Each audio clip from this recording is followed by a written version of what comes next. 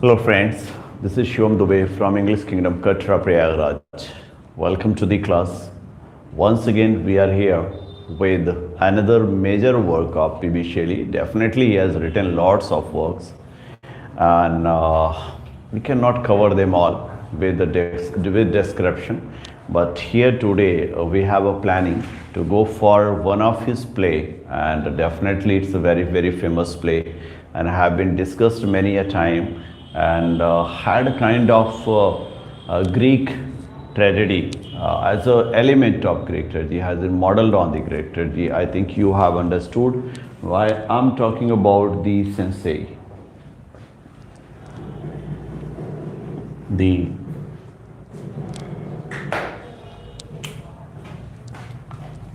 Cenci. This is the play of P.B. Shelley.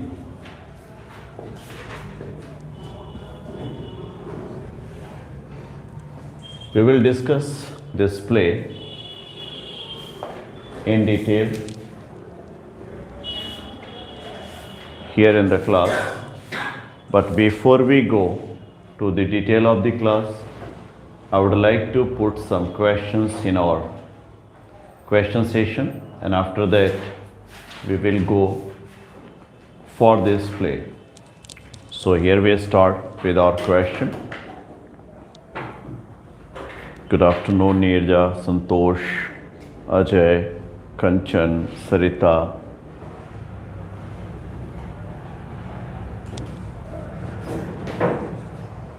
Okay, so my first question is here. What was the name of the father of P.B. Shelley?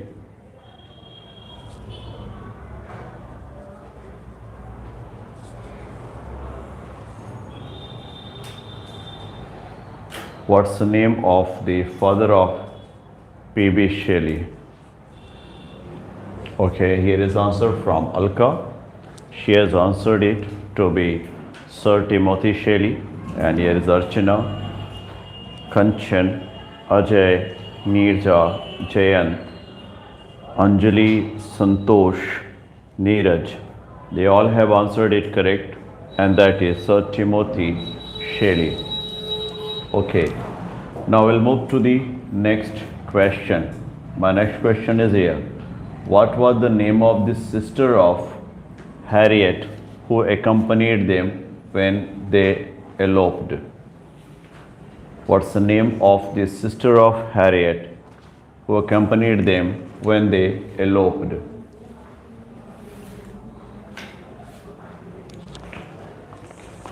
Well, here are some answers. Anjali has answered it with Jayant, Alka, Nirja, Neeraj, Santosh, Pratima. They all have answered it correct. And the correct answer is Eliza. That's the correct one. Ajay, Kanchan, they have also answered that it is Eliza. That's a good one. Okay.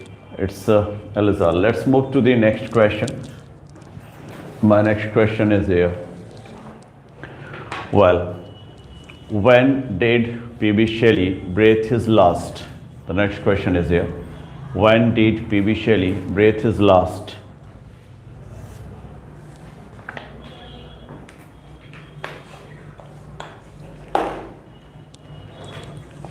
Well, here are answers, and the answer is first from Anjali, and she is followed by Jayan. They have answered it correct, and that was 8th July 1822. That's the correct answer. They are followed by other, and here are some more answers. Alka, it's not common one, dear. Go to be closer. Okay, here is Neeraj, Santosh, Sarita, Ajay, Kanchan, Neerja. They all have answered it correct, that it was on 8th July 1822. That's so very good. Well, we'll move to the next question. Here is Pratima. She has also answered it correct, to be 8th July 1822. What's the name of the work for which he was expelled from University College, Oxford? What's the name of the work by P.B. Shelley for which he was expelled from University College, Oxford?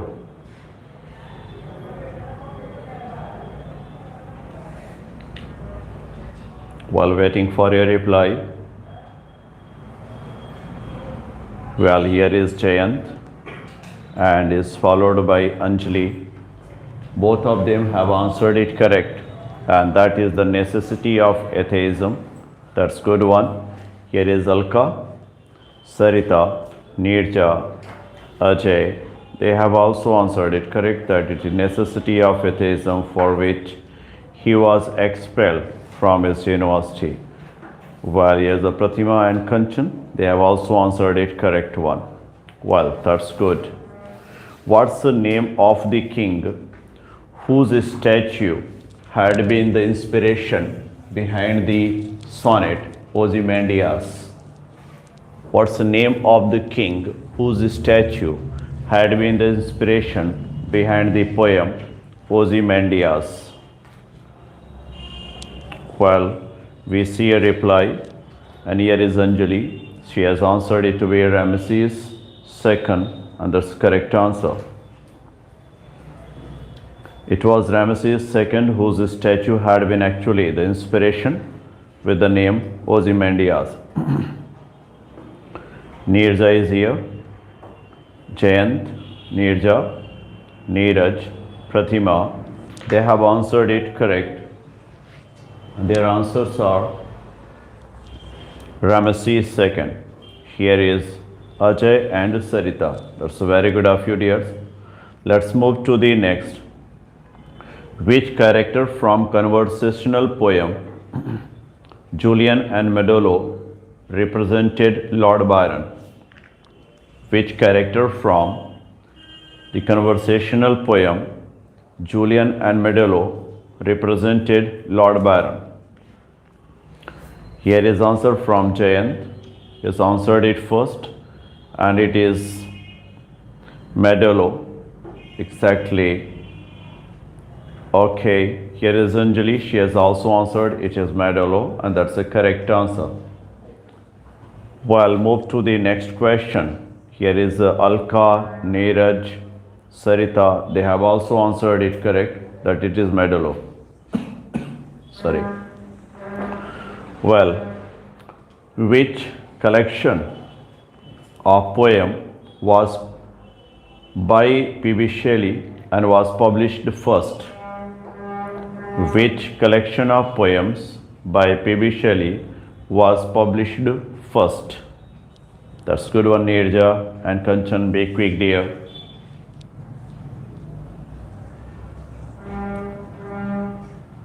While waiting for a reply, here is Alka, and she has answered it to be original poetry by Victor and Kazaya, and that's the correct answer.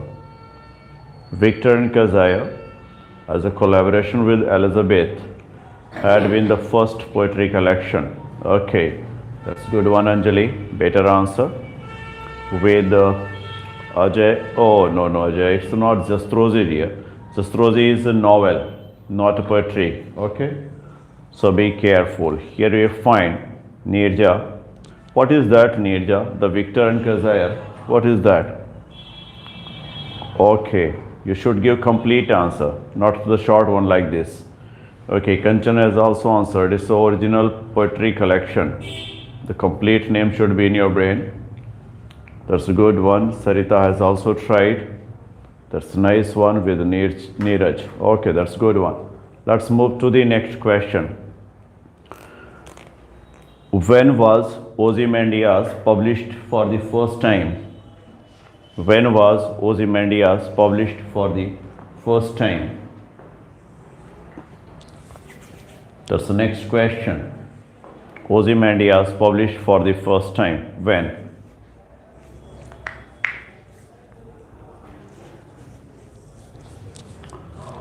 Well, we find answer from Anjali and Jayant. Well, they have answered it correct. That's the 11th January 1818. That's a good one. And here is Alka, Neeraj, Shelley. They have given a common answer of 1818 with Sarita.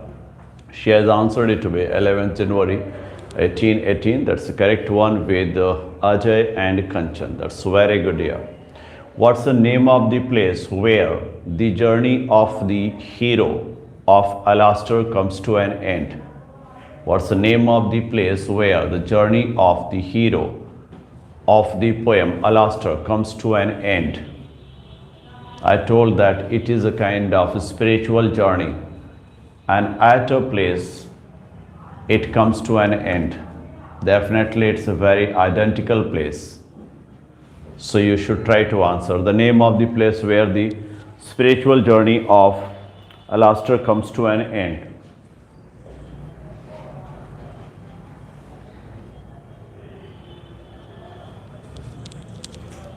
Come on, ears waiting for, oh, no, Anjali, it's not. I think even last day I discussed. When I was explaining, I discussed. Okay, here's Pratima with better answer. The Valley of Kashmir. Okay, that's a nice one, Pratima. Exactly. The Valley of Kashmir is a place where the journey of the hero of the poem Alastair comes to an end. Okay, it's a spiritual journey, and through this journey, he reached the Valley of Kashmir, where he finds his Alastair, the spirit of solitude. No, Nirja. Let's move to the next question. Which poem of P.B. Shelley has been appreciated by Mary Shelley?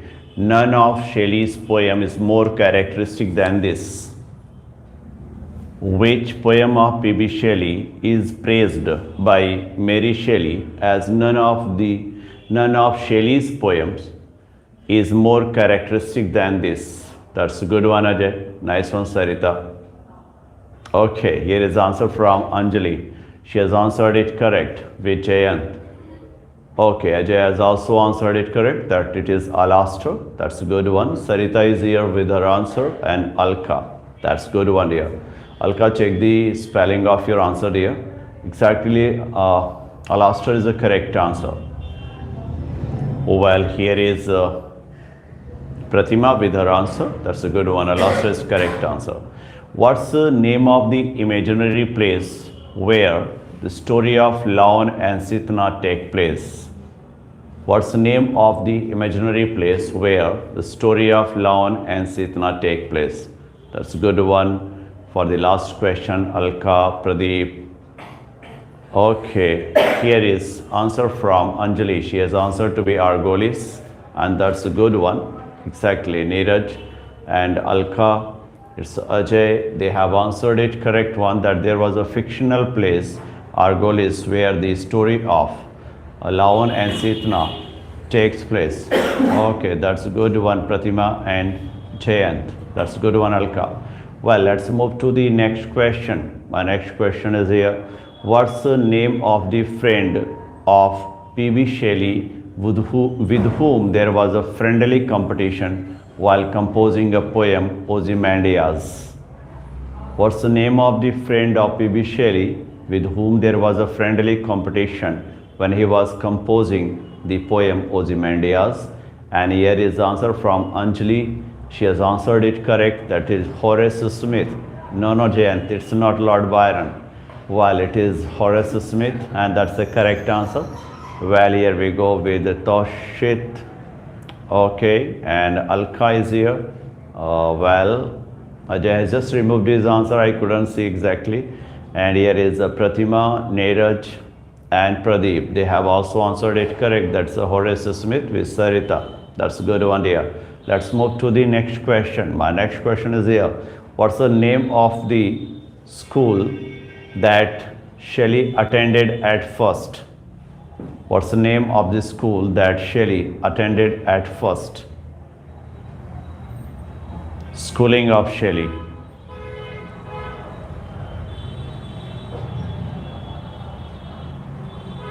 Okay, here is the answer.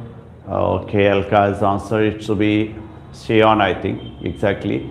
Anjali, and here is Neeraj with Ajay and Pratima. It's a Nirja, Kanchan. They all have answered. That's the Sion House. Exactly, that's the Sion House. School there was at Sion House, and that's he attended as his first school for his early education, and later on he comes to University College of Oxford. Well, move to the last question of the day, and that is here. What's the name of the place where PB Shelley was buried? What's the name of the place where PB Shelley was buried? That's a good one, Sarita. What's the name of the place where PB Shelley was buried?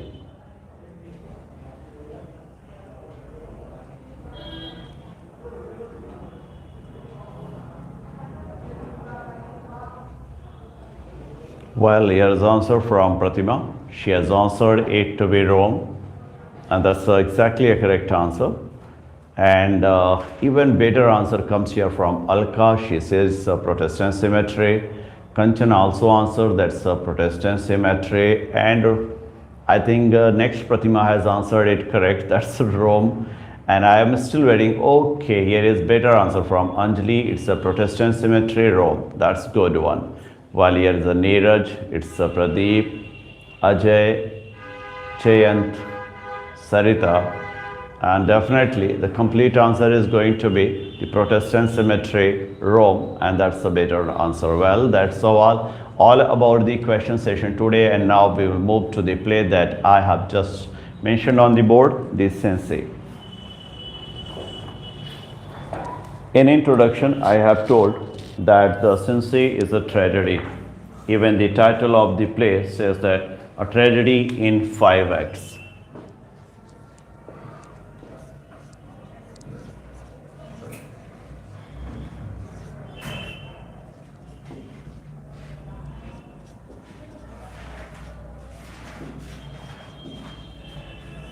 The complete title of the play is the Cenci, a tragedy in 5 acts.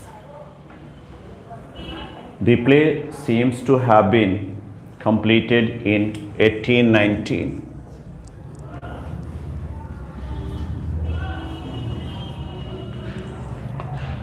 Well, when it comes to the characteristic features of P.B. Shelley, we all know that he was a great poet, not a great dramatist. So, whenever he used to write, this is natural that it will be a kind of lyrical play. It was written in verse exactly, so it's a kind of verse play.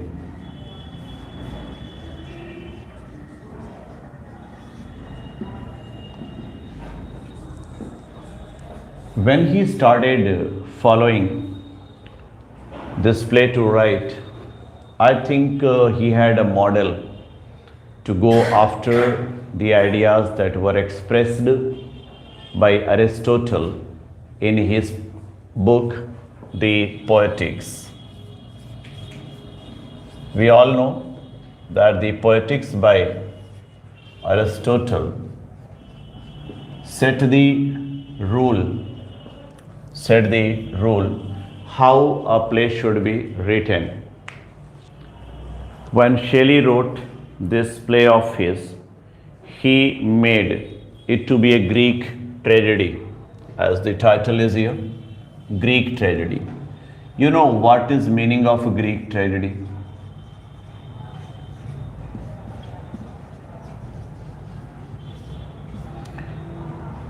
Greek tragedy in those days meant a kind of revenge play, where murder is a common thing. Murder on the stage. Murder and revenge. The two are very common themes with which the Greek tragedies used to deal. It means even in this play, the Cenci, we will have a chance to go for this revenge and this murder concept. Some of the plays of William Shakespeare, especially the play like Macbeth, we find almost the elements, but exactly the theme are a bit different. Means here the murder that has been done was not for personal greed, but it was kind of human act or an act that can benefit other. But when we come to Macbeth, the act of murder was performed, no doubt, but the main intention was the personal benefit. Here is not a personal benefit issue that we can put to be its high point or ambition to be high point.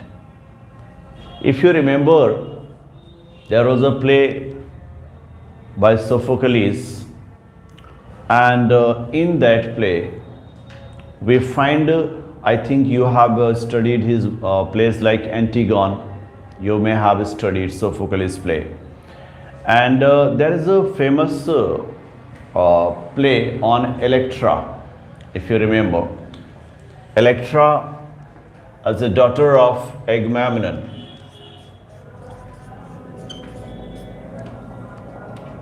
You remember Agamemnon?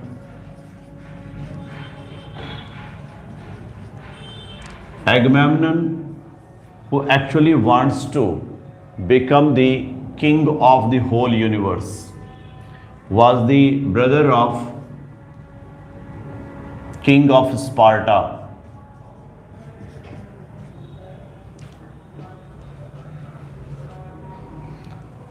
He wanted to rule over the world, Agamemnon.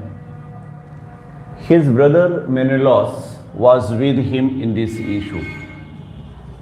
A slight introduction I'm trying to give you. They had just one place which was not conquered by them, and that was Troy.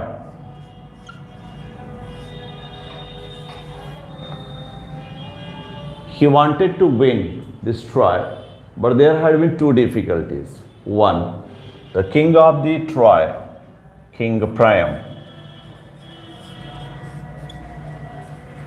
who was very almost ideal king, rightful king, never tried to do anything as against the subject or against the king, means Agamemnon. He was always there. The second thing was his son Hector, the son of King Priam, Hector. He was one of the bravest soldiers in those days. It is supposed there is only one soldier who could dare even to fight against him, and that was Achilles alone. Well, the third was the distance, because Troy was quite far away from Sparta, and the only way reach Troy was by sea. In those days, such a long journey with such a large number of soldiers was almost impossible, But there had been a reason behind this one. Agamemnon's brother Menelaus was married to the then most beautiful lady of the world, Helen. Exactly, Helen didn't love Menelaus. She was married to him according to the war system of those days, means for kind of peace and kind of confidence, trust between the two countries, kind of marital relations were established.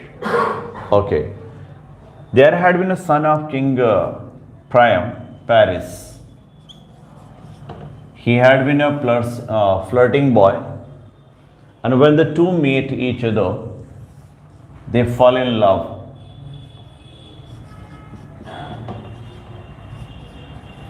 This gave a reason. In fact, Helen eloped with Paris, and she came to Troy. When she came to Troy, it gave a kind of reason to Agamemnon reach Troy and almost plunder it, destroy it. He needed the support of his soldiers, and one of the greatest soldiers in those days was Achilles. He wasn't with him. Achilles, on whose life Homer has written an epic, Iliad. Well, but Agamemnon was supported by Ulysses. Again, a brave soldier, wise man. Not only brave soldier, wise man. He had been also portrayed as a hero of another epic of Homer, Odyssey. Well, they had been with Agamemnon just because of being the countrymen. Ultimately, Achilles and Ulysses both go Troy, and there had been almost more than 7 or 8 years war, continuous war. Ultimately, it was the Greek army led by Agamemnon that won over Troy. After the destruction of the Troy, there was a girl named Cassandra, and she was daughter of King Priam. Cassandra was actually a very beautiful girl, but she took an oath to become a nun, means not to marry, become the, I mean to say, a kind of priestess. Well, but when Agamemnon won Troy, he forcefully married Cassandra. They are in Greek almost 7 or 8 years away from his country. I'm missing the name of the wife of Agamemnon, who was in Greek. She started an affair with another man. Okay. She didn't know that Agamemnon will return so soon. This wife had 2 sons and a daughter. The name of the daughter was Electra. Name of the daughter was Electra. We will consider it. Well, when wife heard the arrival of Agamemnon, she conspired with her lover to kill King Agamemnon. Okay. The first, when Cassandra and Agamemnon reached, Cassandra had become mother of children of Agamemnon. The children of Cassandra were killed. Cassandra was killed. Even Agamemnon was killed. And they all were killed by this lover of the wife of Agamemnon. This lover killed. The result was that when Electra heard this news, she was shocked. She was grieved. She decided at once to avenge for her father. Well, from there is a concept, Electra complex, if you remember.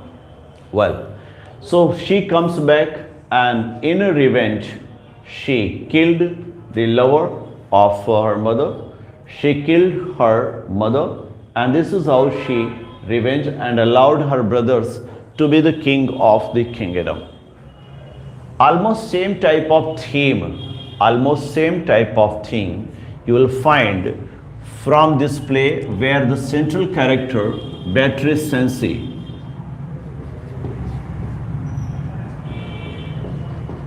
will do the same thing like Electra did. Again, there will be a different thing, means a kind of play that I'm trying to tell you. One way you go to Macbeth, next way you go to Electra. In these two, you will find the theme of this Cenci. Okay. The play, the Cenci, had the 2 major themes. Means away from this murder and revenge, there had been 2 more themes. One, that is incestuous theme.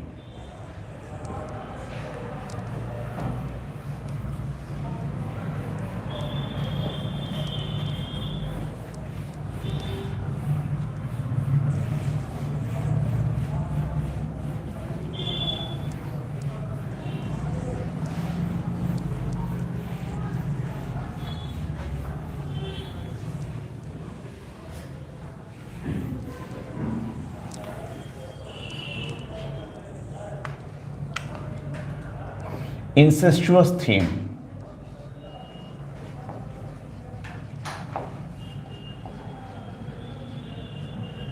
Okay.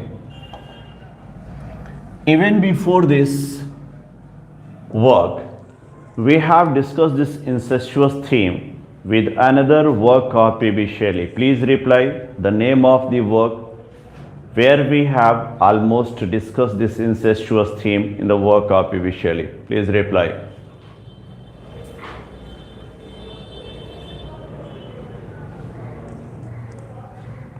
That's good one, Sarita. Okay, now my question is about the incestuous theme in one of the work of P.B. Shelley that we have discussed already.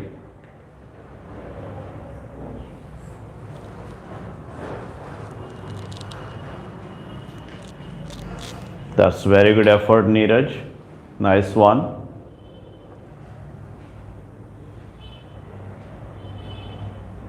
While here is Jayant and Sarita and Pradeep, they have also answered the same, that is Lavan and Sitna. Okay, that's good. Well, if we go to the incestuous, we have already studied. Here it's going to be complete, but again when we will study, we will be a bit doubtful whether it is correct one, or it's just kind of scheme. Because the place where this incestuous theme is discussed, it seems as a part of a plot that was conspired against the father of Beatrice.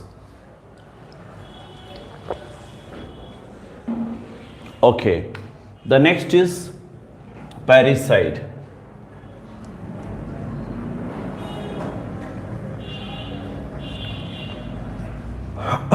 We all know that parricide is a murder of father, and this also goes to be the theme of this play.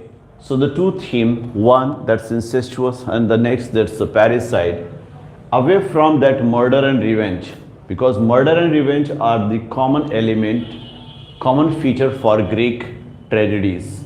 But when it comes to the theme of this play, it's going to be incestuous, it's going to be parricide. And it was actually not performed during Shelley's life, and I can say its first performance was after the 100 year of Shelley's death, means in 1922. In 1922, it was managed by Shelley's Society.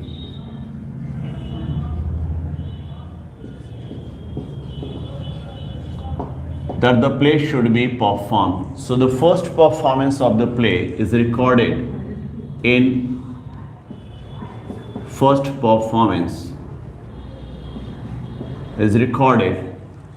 by Shelley's Society in 1922. Okay, the work was actually published and was published by Charles and James Ollier.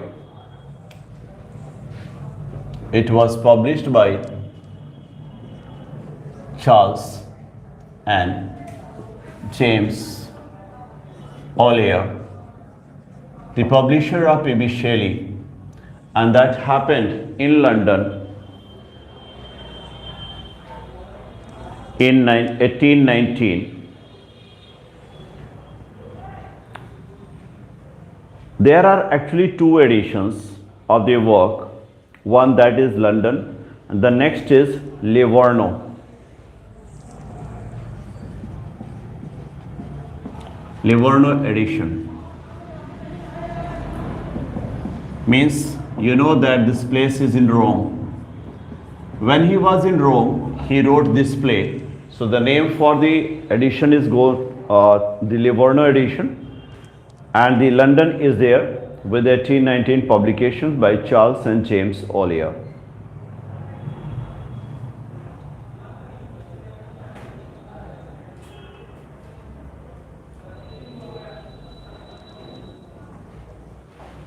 Okay, it is said that the first copies of it were again sent to his friend named Thomas Le Peacock for the printing of it but couldn't be done.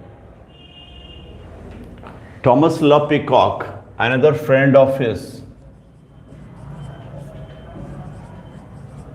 was sent a copy of the Cenci to be printed. When he sent it, Shelley had stated something. Please write down the statement of Shelley.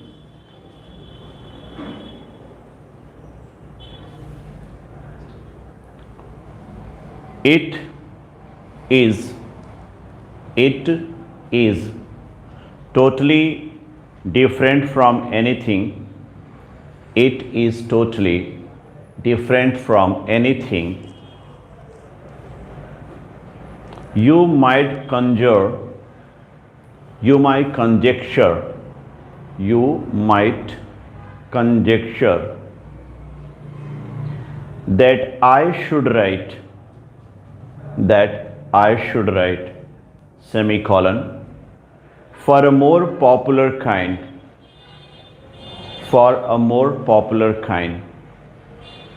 after space, written for the multitude,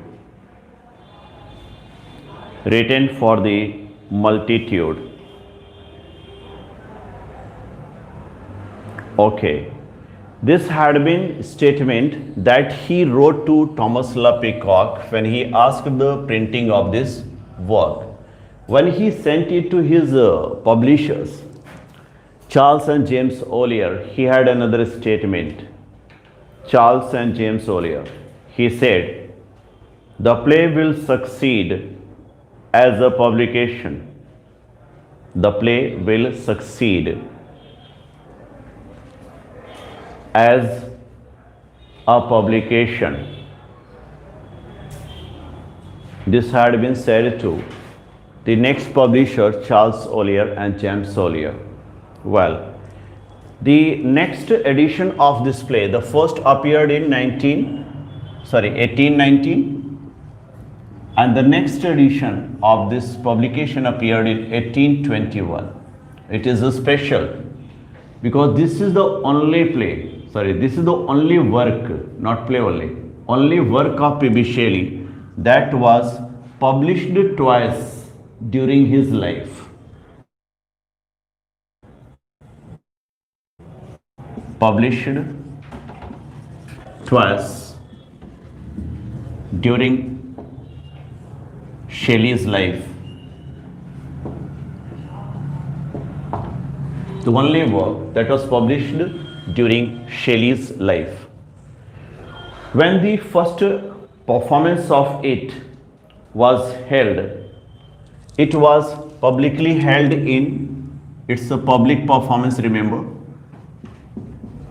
public performance in 1922. But it is accepted that there had been a private production of the play as well. And that was also done by Shelley's Society in 1886. Shelley Society arranged a private production. Remember, it's going to be not public, private production of this work that happened in 1886. This production was done at the Grand Theatre.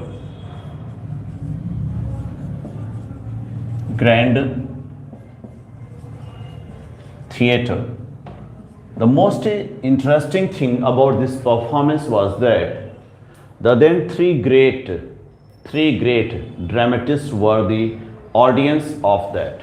One, G.B. Shaw, the next, Robert Browning, and the next was Oscar Wilde. They had been the great dramatists then, and they had been the audience of the first private performance or production of the play when it was done at the Grand Theatre.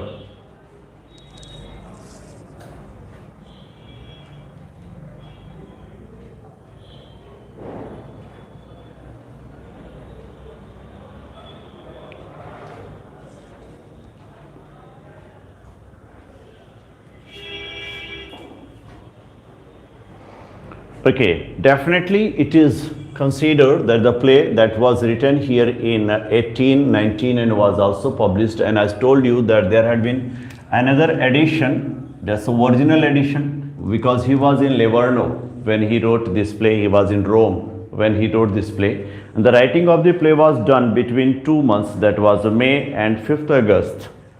The writing was done between May and 5th August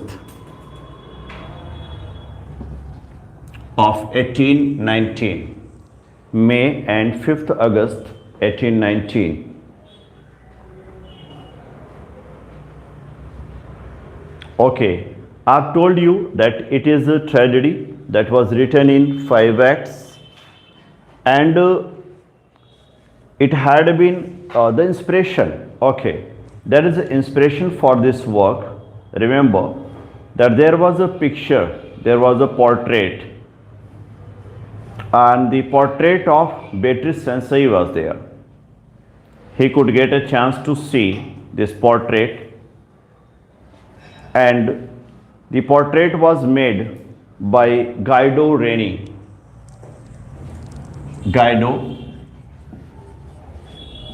Reni had made a portrait of Beatrice Cenci. It is believed that the inspiration for this play writing comes here from the picture of this portrait of this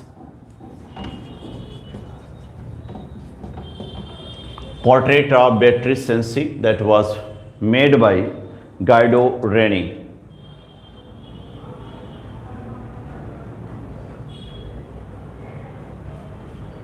Okay, the setting of the time is, the play is set in Rome as we know, and it is 1599 in Rome. The setting of the play is 1599 Rome.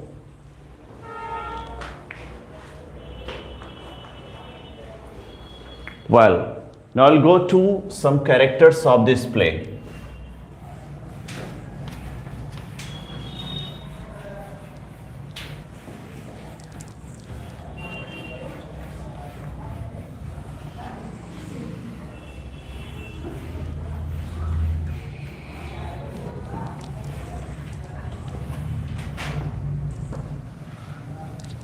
Okay, let's start with the first character, and that's going to be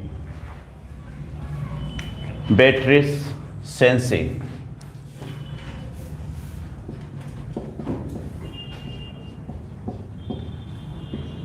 I told you that she is going to be the central character and the heroine of the play. She is daughter of Francesco Cenci. Francesco Cenci.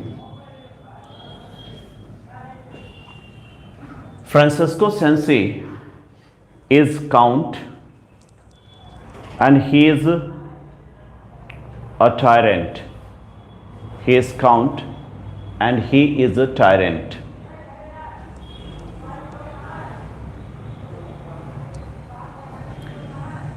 Francesco had his second wife, Lucrezia,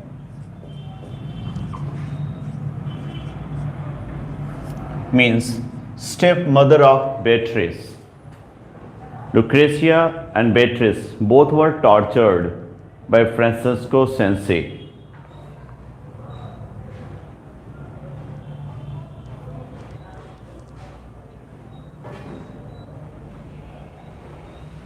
There's Cardinal Camillo. Cardinal Camillo.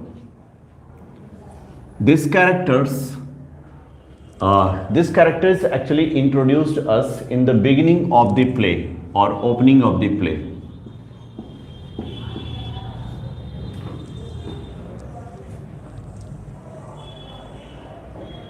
There's next character, that is Savella.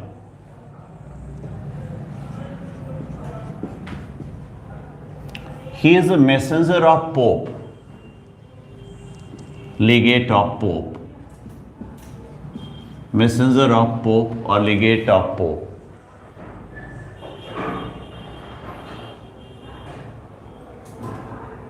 There is Andrea.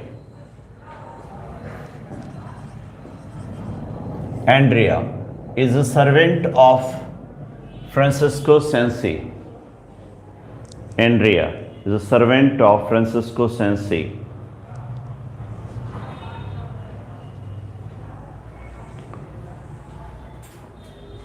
Marzio.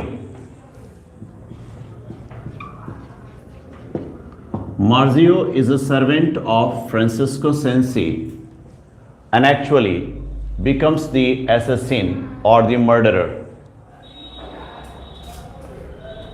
Thus next, Olimpio.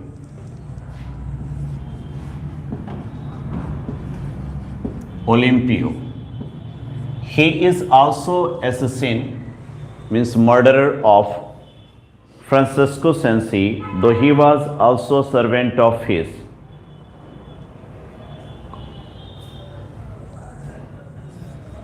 Giacomo. Giacomo was the son of Francisco Cenci and he was one of the conspirators for the murder of his father.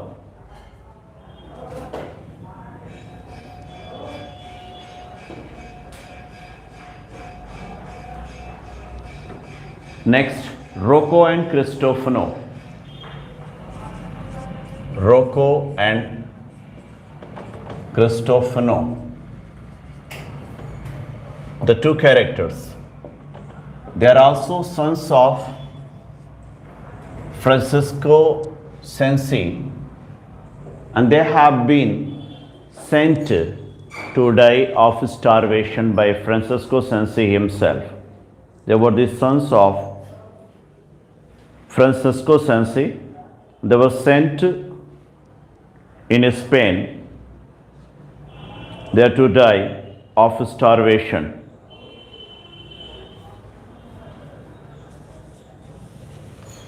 There's next, Bernardo. Bernardo is also son of Francisco Cenci.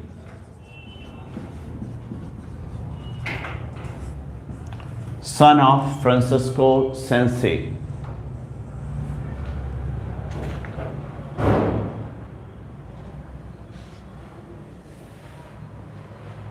There is Orsino. He is lover of Beatrice Cenci and one of the conspirators to kill Francisco Cenci and the only one who could escape disguising himself. Only one who could escape disguising himself. He disguised himself, escaped from the punishment.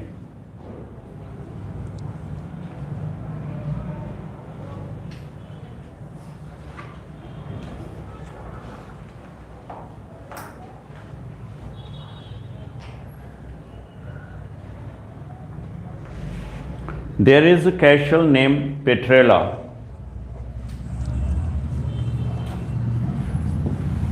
Petrella Castle, where Francisco Cenci was killed or assassinated.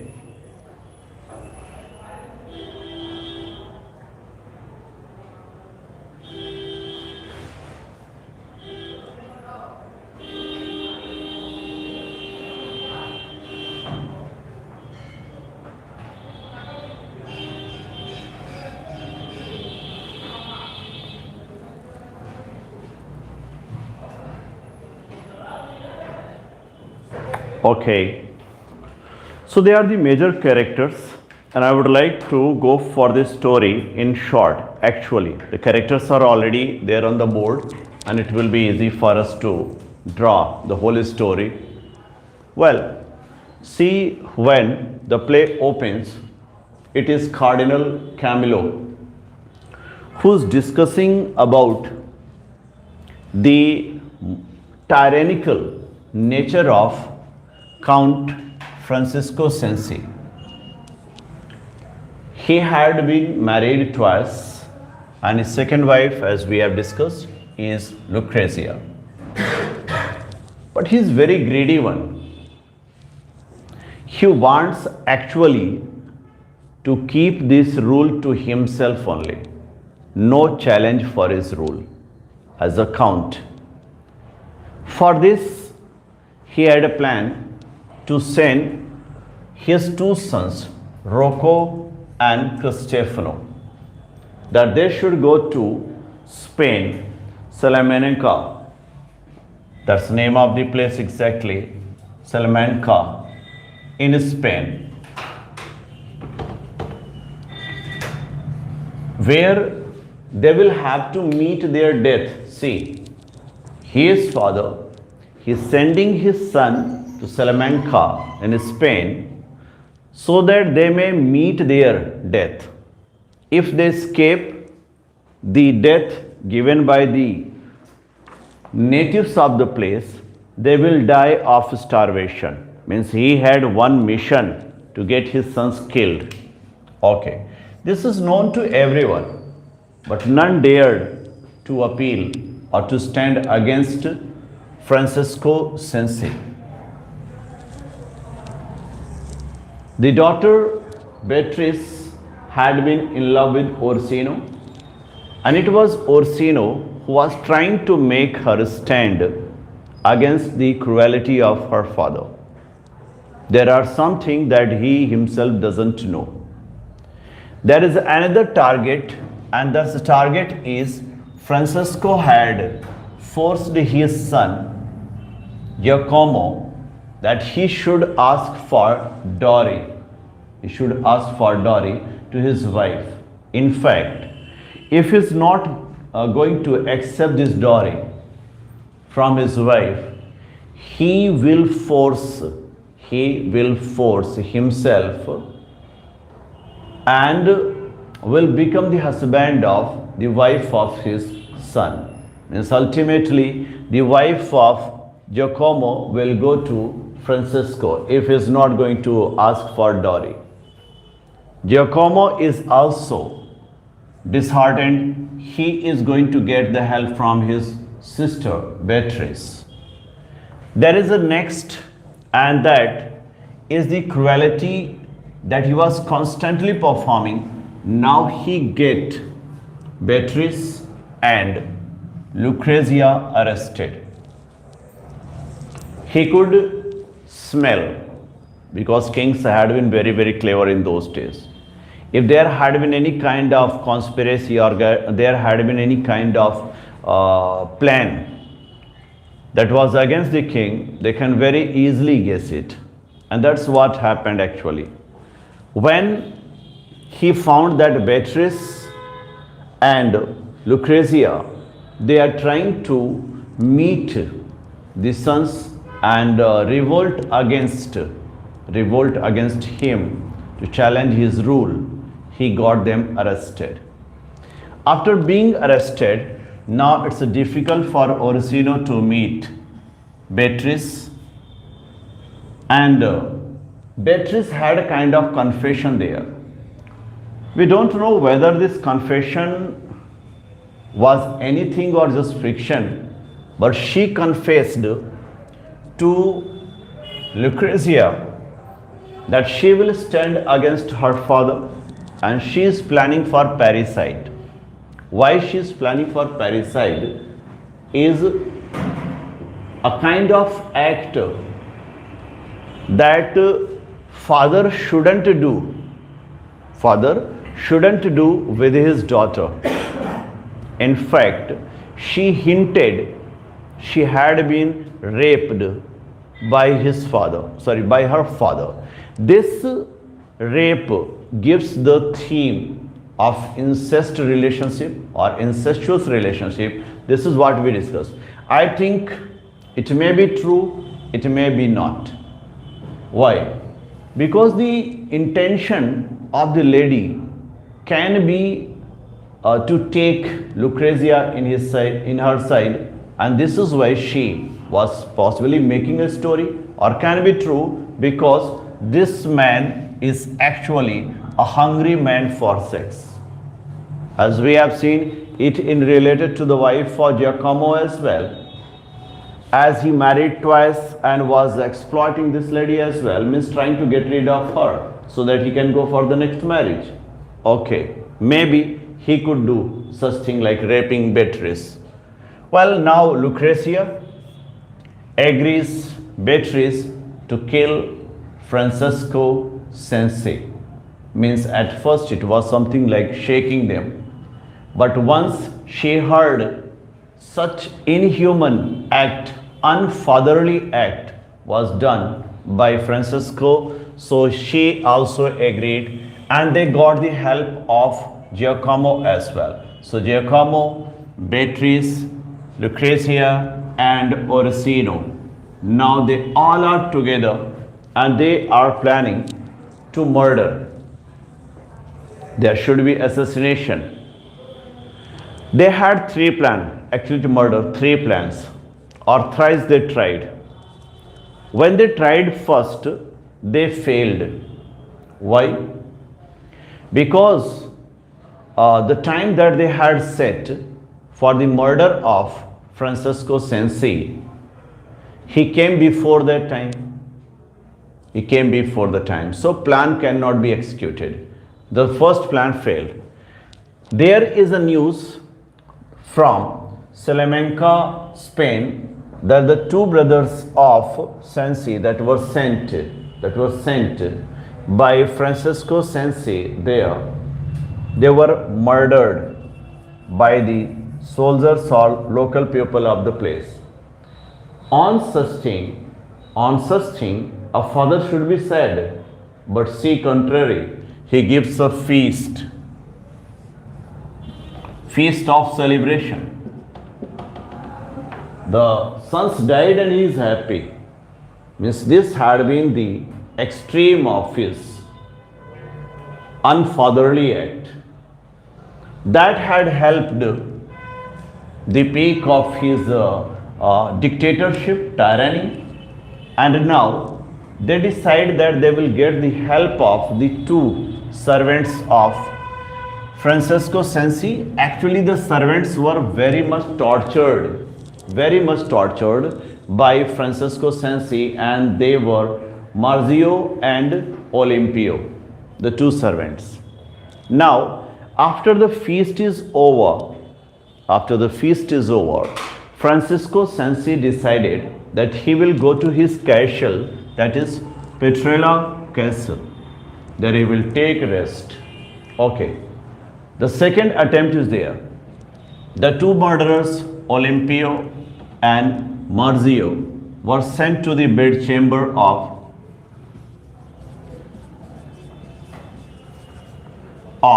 Francesco Cenci, but they didn't murder him. The reason? They thought he is sleeping, and a sleeping man cannot be murdered according to bravery, the doctrine of bravery. They came back. See, now the similarity with Lady Macbeth and Beatrice Cenci. Beatrice Cenci says if they don't dare, she will go and kill her own father without any hesitation. This is a type of statement that Lady Macbeth delivered to Macbeth. If he is going to hesitate, kill, he should tell her she will kill him herself. And once she tried as well, and she told that if he was not going to resembling her own father, he would have killed. Means this spirit of Lady Macbeth we find here in the character of Beatrice. Okay, like Macbeth being excited after such kind of statement of Lady Macbeth, here we find that Olimpio and Marzio, they are also excited, and now they go to kill Francesco Cenci. They killed, in fact, they throttled him, they killed him, and threw the body of Francesco Cenci in the veranda, in the open place. Well, the murder was done, and by then there had been a legate from Pope.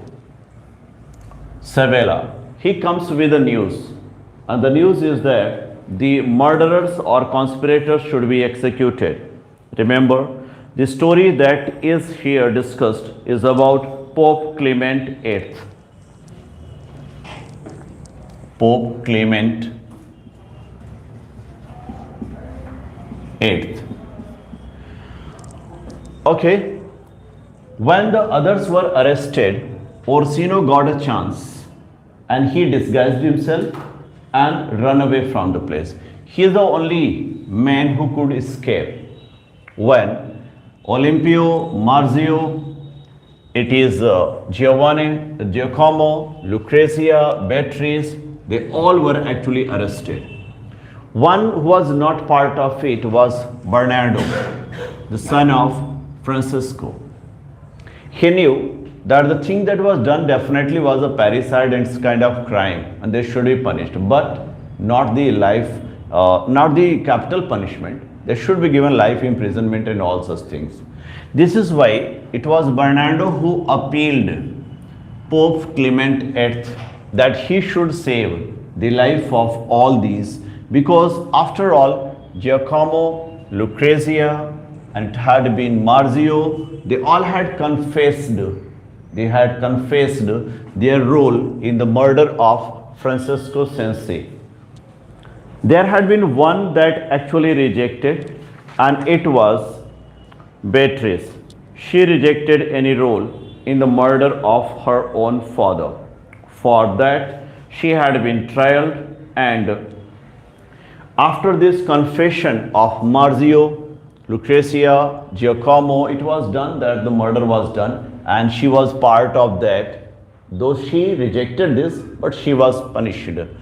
There is a statement that comes from this Pope as a reply for Bernardo, and see the statement. The statement is a very simple one.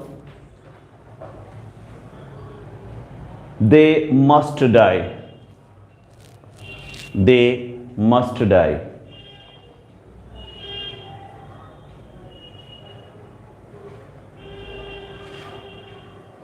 Okay, when there was no chance that they will be spared, they will be freed, or they will be able to escape, the ultimate is to face the ultimate. So now they are ready, and now we reach to the final words of Beatrice Cenci. When she was to be executed, she has the final words. Okay, the final words are, we are quite ready. We are quite ready. Full stop. Well, it is very well. Well, comma, it is very well. So with this statement, we make the end of the class, and definitely there is an end of the play as well. So you find that she was executed, she was hanged, and the other conspirators as well. So it has been a tragedy where Beatrice fought for good. No doubt, parricide is a kind of crime, and for that she was executed as well. So that I can say here there is kind of mixture of the two that I was discussing about, the elements of Electra, the elements of Macbeth you have seen, and since you see that both of these plays that I have discussed, they had been revenge play. So here was also element of revenge as I discussed in the early. So that's all from me. Thanks a lot for watching. Keep watching, keep working hard, and keep learning. Thank you very much.